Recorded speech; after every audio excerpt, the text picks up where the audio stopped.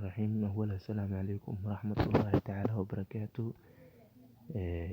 kusoo dhawaada channelka Engineer Maxamed Ibrahim Cumar. Channelku waa channel cusub. Haddii uu yahay markii koowaad ee aad daawato channelkani, fadlan subscribe, share, like intuba dhag noogu sii si aad u hesho casharo iyo grammar iyo tennisyo ku xiisi geliya. Intaasi waa codsi. Maanta weli waxaan ku guda jirnaa ama kasoo hadlaynay tenniska saddexaad ee ah simple pass tennis. Tennis saddexaad waan soo fahnay qaabkiisa sida uu shaqeeyo, example-diisa qaxan kasoo siinay, waan soo wal fahnay. Maanta doo ilaahay idin waxaan ka hadli doonaa ama xalin doonaa exercise ku saabsan tenniska saddexaad. Exercise wuxuu leeyahay change into simple pass tennis. Tennisyada soo socda waxaad u beddeshaa tenniska saddexaad ee soo baratay ee lagu soo baray oo ah simple pass tennis. Tennis tagay kadhig aan online. Su'aashkooda waxayna leedahay she comes to us every day. She ayadu comes to us way noo timaadaa every day maalin kasta. Tenniskan waa tenniska labaad, waxaan rabnaa inaan u beddelno tenniska saddexaad ee aan ku guda jirno. Af Soomaaliyan wuxuuna leeyahay iyadu way noo timaadaa maalin kasta. Waxaan rabnaa inaan u beddelno tenniska saddexaad anagoo English aan u beddelno af Soomaaliyan horta tennis saddexaad in u beddelnaa. Hadda wuxuuna leeyahay iyadu way noo timaadaa maalin kasta. Waxaan rabnaa inaan ka dhigno wax tagay past inaan ka dhigno. Hadda maalin kasta noo maada sax. Waxaan rabnaa inaan ka dhigno past inaan ka dhigno. Oo maxaa leenahay iyadu way noo timid shalay. Iyadu way noo timaaday ama way noo timid annaga shalay. Maxay noqonaysaa marka she came to us yesterday. She ayadu came meesha ood maxay isku beddelay way bixi sax. Way ku bixi ilaa tenniska labaad verb-kiisa wuxuu ku shaqeeyaa ku shaqeeyay. Tennis saddexaad verb-kiisa waxaan ku shaqeeyaa ed aan ku shaqeeyaa sax ama in past laga dhigo verb. Waxaa leenahay marka she ayadu came meesha ood maxaa laga dhigaa laga dhigaa. Maxaa noqonaya she ayadu came to us way noo timaadaa way noo timid ama way noo timaaday meesha bidhi maxaa loo beddelaa yesterday shalay. Maxay noqon marka iyadu way noo timaaday ama way noo imaaday shalay. She came to us yesterday. Masha Allah, waxaan filaa in la fahmay. B su'aasha labaad waxayna leedahay my jelly cunugayga is looking for wuxuu raadinayaa his mother hooyadiisa. My jelly cunugayga is looking for wuxuu raadinayaa his mother hooyadiisa. Looking for iyo looking at waa soo sheegay. Waxaan markay looking at ay tahay midka fiiriska oo wax la fiirinayo. Markay looking for ay tahay maxay tahay waxa raadin waa searching oo kala waadnay. Hadda tenniska muxuu yahay waa tennis koowaad ee aan soo fahnay waa tenniska ugu horeeyay ee aan soo baranay oo ah present continuous tennis. Waxaan rabnaa inaan u beddelno simple past inaan u beddelno. Maxaa leenahay marka waxaan leeyahay cunugayga wuxuu raadinayaa hooyadiisa aan leeyahay. Waxaan rabnaa inaan ka dhigno past inaan ka dhigno. Maxaa leenahay marka cunugayga wuxuu raadiyay hooyadiisa. Cunugayga wuxuu raadiyay hooyadiisa. Asagoo muxuu ah cunugayga wuxuu raadinayaa hooyadiisa. Maxaan u beddelnay cunugayga wuxuu raadiyay hooyadiisa. Maxaa leenahay marka my jelly looked awdara ilaa past musu aragto ma waxa past aan ku soo arkin ilaa waxa jiro waxa ku dhahay irregular verb iyo regular verbs jiro. Kuwa regular verbs maxaa kuwa joogtada ah kuwa joogtada ah maxay waa kuwa past waa kuwa maxaa lagu daraa kuwa joogtada maxaa lagu daraa ed lagu daraa ayaga. Kuwa joogtada ah maxaa lagu daraa ed lagu daraa look oo kale start oo kale maxaa visit oo kale maxaa lagu daraa ed lagu daraa ayaga. Maxaa la marka my jelly looked for his mother. My jelly looked for his mother. Cunugayga wuxuu raadiyay hooyadiisa. Masha Allah, waxaan filaa in la fahmay su'aasha labaad. C su'aasha saddexaad waxayna leedahay who kills me every day. Who kills me every day. Yaa idila aniga. Who kills me every day. Yaa idila aniga maalin kasta. Who kills me every day. Yaa idila aniga maalin kasta. Tenniska waa tenniska labaad oo su'aal ah wuxuu qaab su'aal aan u yeelaa. Who kills me every day. Yaa idila maalin kasta. Waxaan ka dhigno tenniska saddexaad. maxaa leenahay asalku wuxuu ahaa yaa i dila aniga maalin kasta. waxaa leenahay marka aniga maxaa leenahay yaa i dilay aniga shalay, kumaa i dilay aniga shalay. asalka hore muxuu ahaa yaa i dila kumaa i dila aniga maalin kasta. maxaa ka dhiganay yaa i dilay aniga shalay. maxay noqonay marka who killed me. kill maxay ka tirsan tahay waxay ka tirsan tahay regular verbska. maxaa lagu daraa marka ed yaa lagu daraa luke iyo start ay ka mid tahay. maxaa la marka who killed me yesterday. yaa i dilay ama kumaa i dilay shalay. who killed me yesterday. yaa i dilay shalay. su-aasha d waxayna leedahay iyadana the teacher will write the lesson. the teacher macalinku will write wuxuu qori doonaa the lesson cashirka. tenniskan waa tennis future ah ama tenniska afraad oo aan qaadan doono ee ah tenniska nagu xiga hadduu ilaahay karaan noqdo aan qaadan doono waaye. laakiin muhiimadda waxaa waaye inaan u bedeli karno tennisyada aan soo qaadan inaan u bedeli karno. waxaan odhan lahaa marka the teacher macalinku will write wuxuu qori doonaa the lesson cashirka. the teacher will write the lesson. macalinku wuxuu qori doonaa cashirka. aan u bedelno tennis saddexaad aan ka dhigno past. maxaa la leenahay macalinka wuxuu qoray cashirka. maxaa leenahay macalinka wuxuu qoray cashirka. asalka muxuu ahaa macalinku wuxuu qori doonaa cashirka future waa.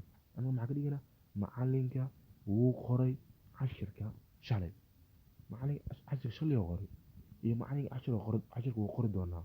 macalinku wuxuu qori doonaa cashirka iyo macalinka wuu qoray cashirka shalay ay kala tahay marka waa future iyo past waa wax tagay iyo wax loo socdo. saas waa marka labada tennis. su-aashan oo meesha noo qoran waxay tahay waa su-aal dhici doona waa future waa wax dhici doona waa. su-aasha aan rabno u bedelna ama tenniska aan rabno u bedelna tenniskan waxaa waaye wax tagay oo lasoo dhaafo waa. maxaa leenahay marka macalinka wuu dhigay cashirka. maxaa leenahay marka maxay noqonay marka english asalkiisa wuxuu ahaa the teacher will write the lesson. maxaa ka dhigayna anigana the teacher wrote aa leenahay marka maxaa ka dhigayna wrote the lesson. macalinka wuu qoray cashirka ila write wrote writing waa sax. write waa symbol wrote na o waay waa past writing en maxaa waaye past participle and bb waa. maxaa marka the teacher wrote the lesson. okay su-aasha ugu dambeeya e waxaan leeyahay I am making the practical. I am aniga making waxaan sameynaya the practical practice ama conversation ama hojijadka wada sheekeysa sameynayno. tenniska waa tenniska koowaad liberation continuous tennis ila waxaan u cadeynaa waxa ujeednaa amta oo auxiliary ah iyo ing oo verb doo socda ujeednaa. marka waxaan soo dheed marka waxaan leenahay tenniskani waa tennis present ah continuous tennis ah. okay anigu waxaan sameynaa practical. anigu waxaan sameynaa practical ila xaadir hadaan sameynaa sax. marka maxaa ka dhigana marka past ka dhig. maxaa marka aniga waxaan sameeyay practical. aniga waxaan sameeyay practical. aniga waxaan sameeyay practical. english maxay noqonaysaa marka asalkiisa wuxuu ahaa I am making the practical. maxaa bedel maxaa marka I made aleenahay ila make symbol waaye baaskiis maxaa noqonaa made bbs maxaa noqonaa made make made so that marka maxaa marka I made the practical waan sameeyay practice. okay marka cashirkeeni halkaas ayuu ku eg yahay waa access tenniskan saddexaad wuxuu ka hadlaa dhaanay ama waa dulmarina. tenniskan saddexaad wuxuu ka hadlaa dhaanay wax tagay fal tagay ama dhacdo tagay oo ka hadlaa wax kale kama hadlo. wax tagay ee lasoo dhaafay oo ka hadlaa aniga shalay waan baxay, aniga shalay waan sameeyay, aniga shalay iskuulka waan aaday, aniga waan qoraa, aniga waan jambiyay iskuulka.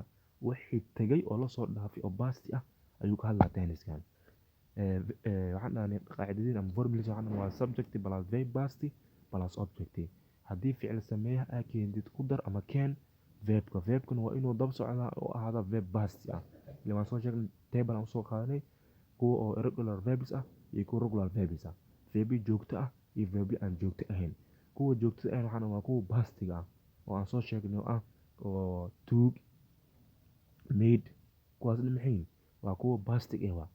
iyo kuwa bb suro marka tabelkaas soo qaadan marka maadaama oo past loo soo qaadanay wuxuu yahay le tenniska wuxuu ka hadlaa tennis wax tagay fal tagay ama dhacdo tagay ayuu ka hadlaa tennis maadaama marka tenniska uu ka hadlayo fal tagay ama dhacdo tagay uu ka hadlayo waxaa muhiimad ah inaan verbkiisa aan u isticmaalno verb past inaan u isticmaalno le tenniska wuxuu yahayba past wax tagay uu ka hadlaa maadaama uu wax tagay ka hadlayo waxaan u baahanahay verbka aan u isticmaalno tenniskana inuu ahaado verb past ah sidaad markaas formulas loogu soo qaatay subject plus verb past aa loo dhahay marka waa inaan marka isticmaalaysa verbkiisa waa inuu ahaado verb past ah marka saas marka loo dhahay marka verb past waa inaad isticmaasho marka loo dhahay shuruuda lagu xiro markaas waa in marna isticmaal marna ma isticmaalayso alla verbka past waxa isticmaalayo la markii jumladu ay tahay statement ama ay tahay affirmative markay tahay ama ay tahay jumladu hadal iska caadi markay tahay verbka waxa isticmaalaysa verb past ah laakiin markii jumladu ay tahay su'aal ma isticmaali karo verb past ma isticmaali karo sababta u isticmaalayso waxay tahay tenniskan oo saddexaad simple past tenniska waxa auxiliary ah dhammaantood did ay qaataan ahaada noun ahaada pronoun maxay qaataan did ay qaataan did wala shaqeeya auxiliary waxa uu ah did ah didna waa past maadaama marka didna ay tahay past verb past uu yahay past laba past hal meel misla qaadan karaan ilaa tenniska laba hada u noqon waxa soo dhaanay s verb hada kacda sax das iyo s hal meel misla gali karaan haddii jumladu s ay ku jirto waxa ka maqan das ka maqan jumladuna waa jumlad iska caadi ah haddii jumladu ay ku jirto das verb s ka maqan jumladu waa su'aal saas aan sax kana waa saas marka laba past hal meel misla gari karaan haddii did ay joogto verbka simple ah haddii verbku past uu yahay didaad ka maqan jumladuna waa jumlad iska caadi ah affirmative ah marka verbka isticmaalaysna markasta ma noqon karo kuwa past ah ilaa waxaan soo aragnay kilaan soo aragnay lugaa soo aragnay maxaan bastigiis u raadinay ilaa past ma laha isaga asalka hore tableka lagu soo sheegay waxa la irregular verbs iyo regular verbs erey joogto ah ma verb joogto ah iyo verb aan joogto ahayn lagu soo sheegay marka look iyo kill iyo start kuwaas regular verbs ma regular waa kuwa joogto ah waa maadaama kuwa joogto ay yihiin maxaa lagu daraa ideal iskaga daraa haddii laakiin kuwa joogto aan ahayn kuwa aan joogto ahayn ay yihiin maxaa loo raadinaa past laga dhigaa marka for example kii oo kale make oo kale waxaa la made alla marka kuwa aan joogto ahayn waa bacdi waxaa loo isticmaalay past loo isticmaalay marka tenniskaas intaasoo ka hadlaa marka aad tennis markaa bedelayso waxaa fiirisaa tennis kasta wuxuu leeyahay auxiliary u qaas ah iyo verb uu ku shaqeeyo leeyahay sax ha tennis koowaad wuxuu leeyahay auxiliary oo ah am is are leeyahay oo isaga lagu garto iyo midda kale lagu garto wuxuu yahay verbka waxaa daba kaco ing daba kaco so that marka waxaan leenahay haddaan aragno jumlad ay ku jirto am is am are verbkana uu raacsan yahay ing jumladaas waxaan leenahay ama tenniskaas waxaan leenahay waa tenniska koowaadaan leenahay midda kale haddaan aragno jumlad caadi ah verbkiisuna uu yahay verb simple ah for example I make the car aan aragnay subjectna wax auxiliary ma raacsano verbkuna iska caadi maxayna markaas simple past tense simple present tense waa leenahay tenniska labaad waa sax ayaa meesha taalo verbka isma raacsiina marka waa plural waa isma raacsiina kaas waan soo aragnay waxaan aragnay subject iyo verbka past ah ama ed ku darsan aan aragnay jumladaas maxaa leenahay waa tenniska saddexaad waa simple past tense waa maxaan u cadeynaynaa tennis saddexaad yahay waxaan u cadeynaa verbka wuxuu yahay verb past waa ama verbka waxaa raacsan ed aan raacsan haddii jumlad hadal iska caadi ay tahay haddii su'aal ay tahayna waxaan u cadeynaa didka meesha taalaa noo cadeynayso marka wax walba tenniskaas markaa bedelaysid fiiri qaabka u qoran yahay tenniskeen uu bedeli rabtaa for example tennis koowaada ii qoran for example waxaa la dhahay midan oo kale my jelly is looking for his mother aa la dhahay u bedel tenniska shanaad ama tenniska lixaad ama tenniska afraad u bedel ama tennis saddexaad u bedel la dhahay kood waa inaan fiiriyaa tenniska ii qoran markaan fiiriyo inuu yahay waxaan arkay tennis koowaad inuu yahay maxaa ka bedelaa marka waxaan ka bedelaa oo keliya subjectiisiisoo u yaalaa auxiliary waa iska tuuraa ilaa tenniska saddexaad markuu hadal caadiya auxiliary lama soo qaato waxaa la soo qaataa markuu su'aal u yahay laakiin tennis koowaad wuxuu ku duwan yahay tennisyada kale waxay tahay haddii hadal caadi u yahay xataa auxiliary hore loo soo qaadanaa ilaa verbka formula lagu soo xusay hore loo soo qaadanaa marka haddii jumladdu iyadoo hadal caadi auxiliary la soo qaato formula lagu soo sheego koodii oo maxaa la dhahaa subject plus am plus is plus are waa sax. haddii formula lagu soo sheego auxiliary jumladdu waa kusoo dhex qaadanaysa, laakiin haddii lagu soo sheegin ma kusoo dhex qaadanaysin. haddii islaad oo kale maxaa la dhahay formulas subject plus they plus object auxiliary maya ah do it does formula ma lagu soo dhex sheegay maya. jumladda marka hadal caadi ta marka arkay maya marka arkaysa goorma imaana do it does markay su'aal ay tahay.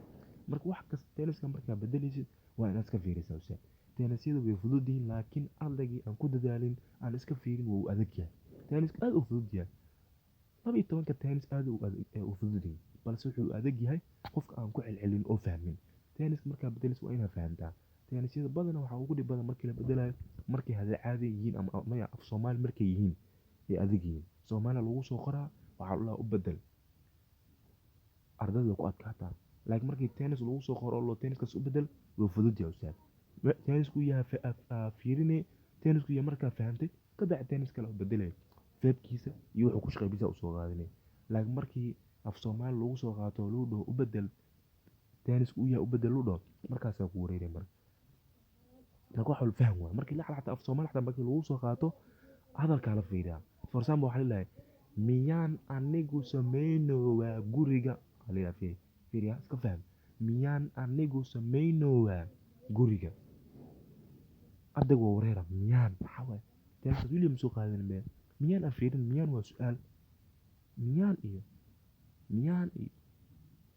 maxaa waay su'aal waa laakiin maxaa fiirin ulajeedka hadafka laga leeyahay tenniska Soomaaliya sa fahmin fiiri miyaan anigu sameyno waa awla goorma sameyno falka ama dhacdada maalinka marka hadda sameyno sax maxaa marka tenniska koowaad waa marka af Soomaaliya xataa waa inaad fahantaa dhacdada goorma dhacaysa waa inaad fahantaa.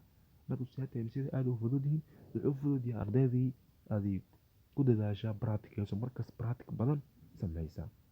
okay xajirkeena halkaas ayuu ku eg yahay. janaalku waa janaal cusub haddii uu yahay markii koowaad ee aad janaalkan daawato fadlan subscribe share like inta baahan ugu baqiilin si aad u hesho casharo fara badan iyo tennisyo iyo lecture iyo conversational iyo practical ayaa ka heli kartaa.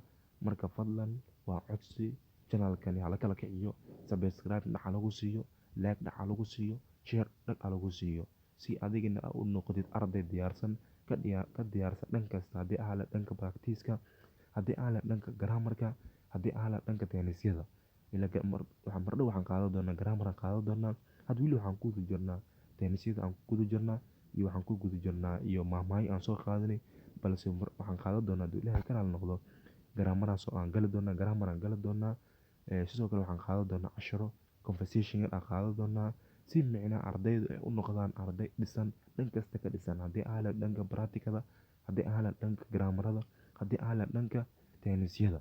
marka fadlan janaalka hala kala kiciyo